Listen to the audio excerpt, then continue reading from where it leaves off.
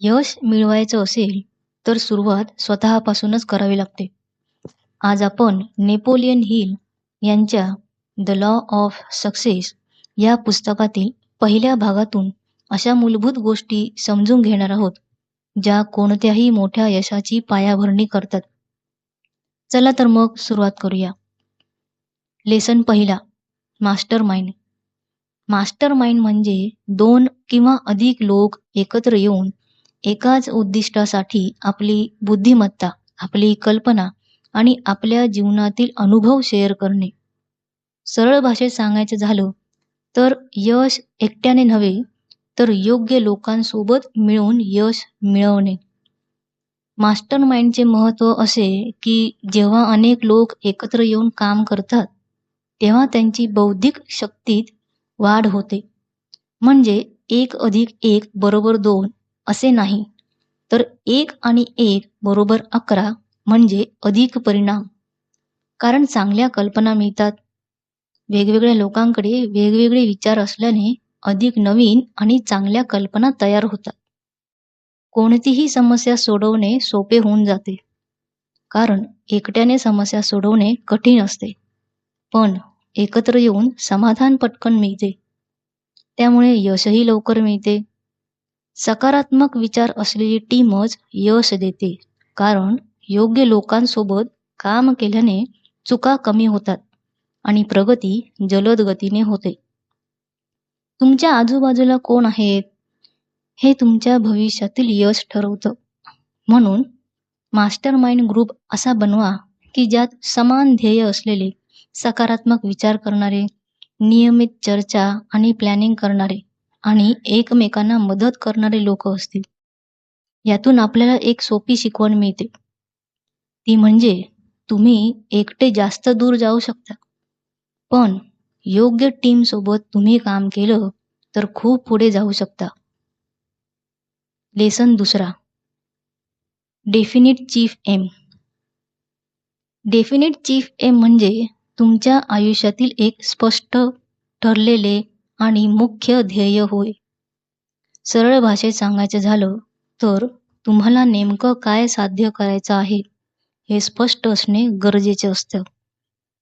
अशाने आपल्या ध्येयाला दिशा मिळते. ध्येय नसलेला माणूस म्हणजे कंपास नसलेलं जहाज. ध्येय असेल तर तुमच्या प्रवासाला योग्य दिशा मिळते. ध्येय स्पष्ट असेल तर आपले मन इतर गोष्टींमध्ये न भरकटता आपण आपल्या उद्दिष्टावर काम करत राहतो. निर्णय घेणे सोपे होऊन जाते, कारण जेव्हा तुमच्याकडे एक ध्येय असते तेव्हा तुम्ही विचार करता की ही गोष्ट माझ्या ध्येयाला मदत करेल का. ध्येय स्पष्ट असेल तर काम करण्याची ऊर्जा वाढून हार मानायची इच्छा कमी होते. डेफिनिट चीफ एम तयार करण्यासाठी तुमचे ध्येय स्पष्ट लिहा, दररोज ते वाचा आणि त्यासाठी योजना तयार करा. यातून आपल्याला एक सोपी शिकवण मिळते. ती म्हणजे ज्याच्याकडे स्पष्ट ध्येय असते तोच माणूस यशाकडे वेगाने जातो. लेसन तिसरा, सेल्फ कॉन्फिडन्स. सेल्फ कॉन्फिडन्स म्हणजे स्वतःवर पूर्ण विश्वास ठेवणे.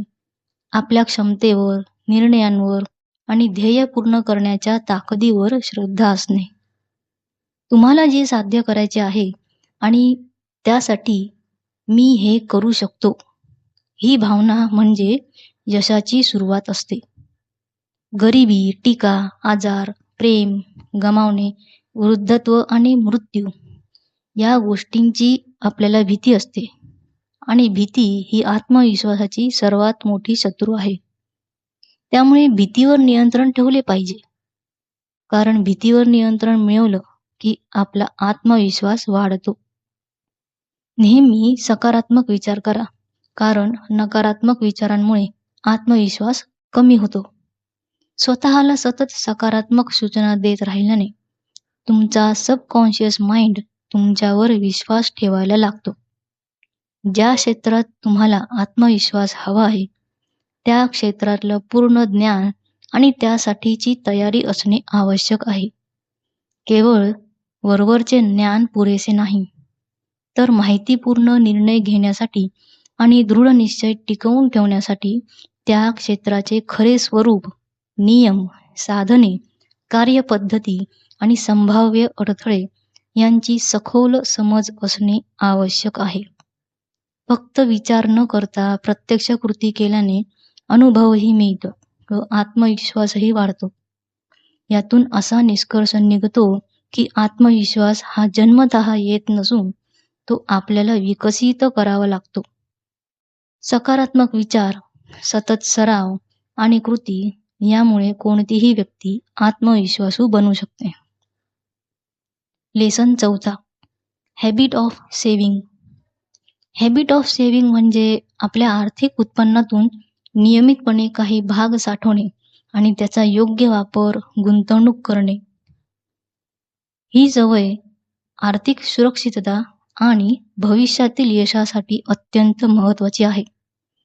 तुमच्या कमाईपेक्षा खर्च कमी ठेवा. अनावश्यक खर्च टाळा. जर तुम्ही सगळे पैसे खर्च केले तर बचत कधीच होणार नाही. त्यामुळे नियमित बचत करा आणि तुमच्या प्रत्येक महिन्याच्या इन्कममधून ठराविक रक्कम बाजूला काढून ठेवा. अशा प्रकारे आपली लॉंग टर्म ॲसेट तयार होते.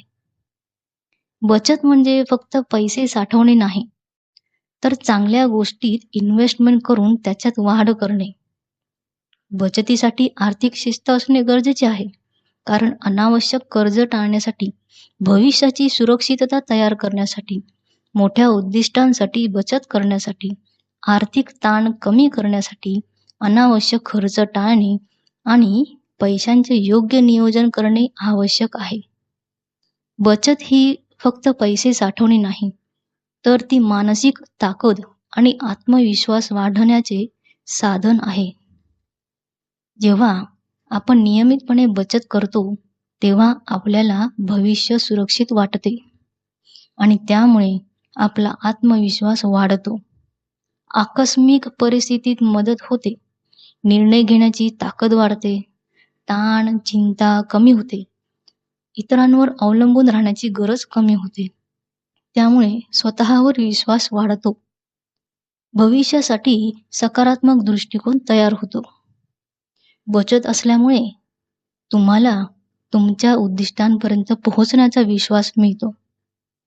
हॅबिट ऑफ सेव्हिंगचे फायदे म्हणजे आपल्याला आर्थिक स्वातंत्र्य मिळते, आर्थिक तणाव कमी होतो, आर्थिक गुंतवणुकीच्या संधी मिळतात आणि मोठी स्वप्ने पूर्ण करता येतात.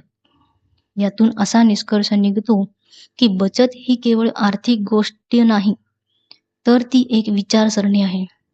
जो माणूस बचत करत नाही, तो मोठे यश मिळवू शकत नाही. म्हणून आजपासून बचत सुरू केली तर भविष्यात मोठा फरक पडतो. तर मित्रांनो, हे 4 लेसन्स आपल्याला सांगतात की यशाची सुरुवात आतून होते. स्पष्ट ध्येय, योग्य लोक, आत्मविश्वास आणि शिस्तबद्ध सवयी. हा पहिला भाग तुम्हाला कसा वाटला हे कमेंट्समध्ये सांगा. आता पुढच्या भागात आपण या पायाभरणीवर कसं काम करायचं ते पाहू.